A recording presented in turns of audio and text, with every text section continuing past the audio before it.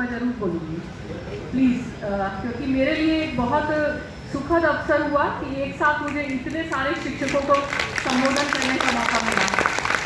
सम्मानीय मंच पर उपस्थित परम आदरणीय आज के कार्यक्रम के अध्यक्ष प्रोफेसर जी.सी. सक्सेना साहब, और मैं बताना चाहूँगी कि अभी आए हुए मुझे कार्यभार ग्रहण किए हुए 4 दिन हुए हैं और केवल मैंने एक ही व्यक्ति का आशीर्वाद यहाँ आकर प्राप्त किया है, वो आदरणीय जी.सी. सक्सेना साहब हैं। मेरे बड़े भाई प्रोफेसर डी कुमार साहब, वीरेंद्र सक्सेना जी, और अभी मंच पर बैठे ही मेरा परिचय हुआ विवेक द्विवेदी जी से और मोहन सिंह जी से। मैडम बैठी हुई हैं बीडी जैन, उनसे भी मेरा परिचय हो चुका है, और उपस्थित मंच पर सभी सम्मानीय सदस्य, यहाँ पर बैठे हुए सभी प्रथम पंक्ति में बैठे हुए सभी सीनियर पदाधिकारी टुकटों के और विभिन्न संगठनों के, शिक्षक संगठनों के साथी, यहाँ पूरे उत्तर प्रदेश से पधारे हुए विभिन्न शिक्षक साथी, आप सभी का स्वागत करती हूँ और बहुत धन्यवाद देती हूँ वीरेंद्र जी को कि आपने मुझे ये मौका दिया कि मैं आप सबके सामने अपने 2 शब्द कह सकूँ।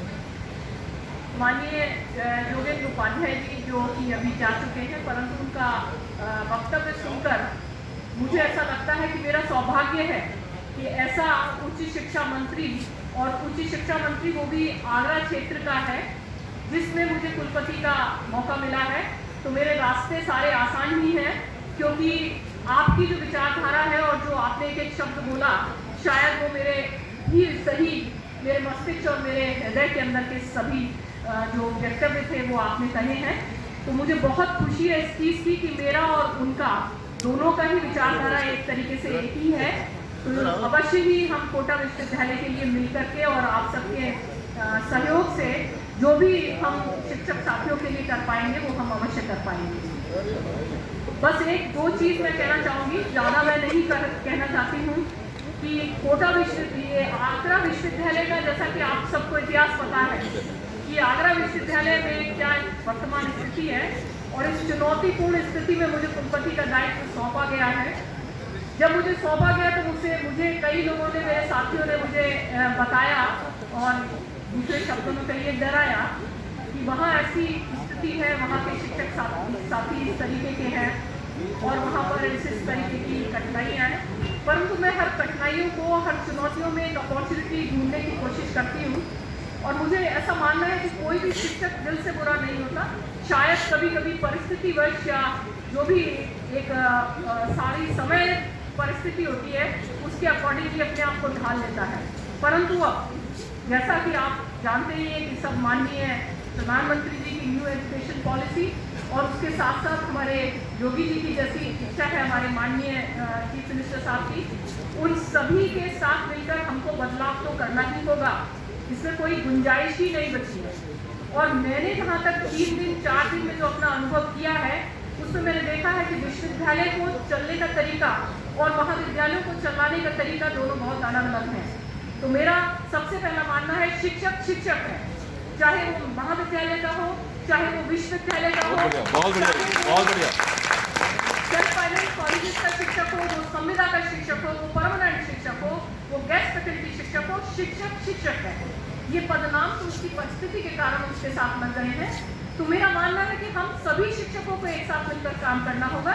और दूसरी चीज़ मैं कहना चाहूँगी कि जो हमारी एजुकेशन का स्तर या गुणवत्ता है, वो हमने देखा महाविद्यालय में अलग BOS चलती है, हमारी यूनिवर्सिटी में अलग BOS चलती है, उनका सिलेबस अलग है, हमारा सिलेबस अलग है। तो मैं चाहूँगी कि सब एकजुट एक ही तरीके की शिक्षा के स्तर से और विश्वविद्यालय के अंदर एक ही स्तर की डिग्री वितरित हो, चाहे वो महाविद्यालय की हो, चाहे वो विश्वविद्यालय की हो।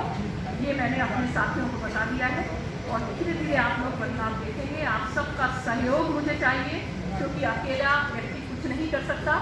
आप सबके सहयोग के बिना मैं कुछ नहीं हूँ। मुझे मालूम है मेरे बड़े भाई, कुछ लोग मेरे मार्गदर्शक सब मंच पर उपस्थित है और सब मेरे साथ एकजुट होकर खड़े रहेंगे। मैं अकेली नहीं हूँ, ये मैं बताना चाहती हूँ। और आप सबके सहयोग से हम विश्वविद्यालय की जो छवि है, जो कि जिस विश्वविद्यालय ने पता नहीं कितने विश्वविद्यालयों को जन्म दिया है, चंद विश्वविद्यालयों में से हुआ करता था, उसकी हम धरोहर को नहीं संरक्षित कर पा रहे। और मैं आगरा की, जैसा मैंने पहले भी कहा है कि मैं आगरा की ही हूँ, आगरा की बेटी हूँ। तो यहाँ के विश्वविद्यालय पर जब भी किसी प्रकार का एक गलत शब्द इस्तेमाल होता है तो मुझे दुख होता है। मेरा सच्चे दिल से प्रयास रहेगा कि मैं इस विश्वविद्यालय को अपना पूरा समय देकर अपने और सबके सहयोग से एक जो उसके अंदर एक छवि बिगड़ी है उसको सुधारने का प्रयास करूंगी। ऐसा मैंने प्रण लिया है, आप कह सकते हैं, और मुझे मालूम है कि आप सभी मेरा इसमें सहयोग देंगे। अपने बारे में मैं सिर्फ एक चीज़ कहना चाहूँगी। 4 पंक्तियाँ मेरे मस्तिष्क में जो इस समय आ रही हैं, शायद कभी नीरज की है कि मैं मुसाफिर हूँ कि जिसने है कभी रुकना न जाना, है कभी सीखा न जिसने मुश्किलों में सर झुकाना। क्या मुझे मंजिल मिलेगी, क्या मुझे मंजिल मिलेगी इसकी न परवाह, क्या मुझे मंजिल मिलेगी इसकी न परवाह। मंजिल के डगर पर सिर्फ चलने का बहाना, और मैं मुसाफिर हूँ कि जिसने है कभी रुकना न जाना, है कभी सीखा न